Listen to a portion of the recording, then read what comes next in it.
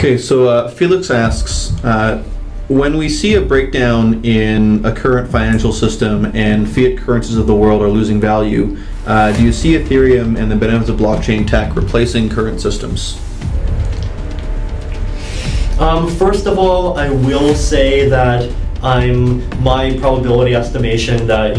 world financial systems will collapse and fiat currencies will hyperinflate is much lower than it was 4 years ago, back when I thought that Austrian economics was like the world. And I think crypto and blockchains can still have value even in a current context, regardless of whether it's like whether you're dealing with hyperinflation or sort of low inflation and negative interest rates. I mean, but if some kind of major failure mode does happen, then I would say yes, that is good for crypto. And like my general view there is that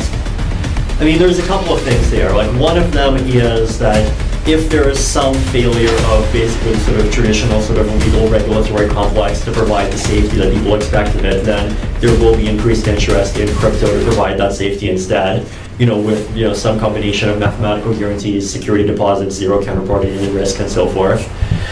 That from a pure kind of asset standpoint, I think the interesting thing with things like Bitcoin and Litecoin and so forth is that just generally cryptocurrencies is that even if you assume that nobody uses them for transactions, and you can actually come up with an economic model where they retain value, and in the very long term, their value actually grows at roughly the same rate as world GDP per capita or world GDP, and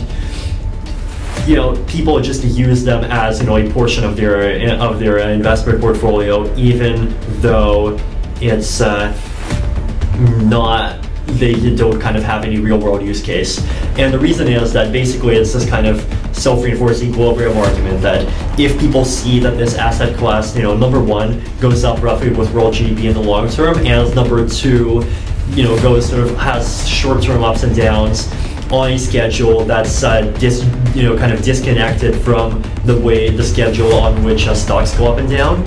then it'll just become a natural financial strategy to kind of diversify some portion of your funds into that in order to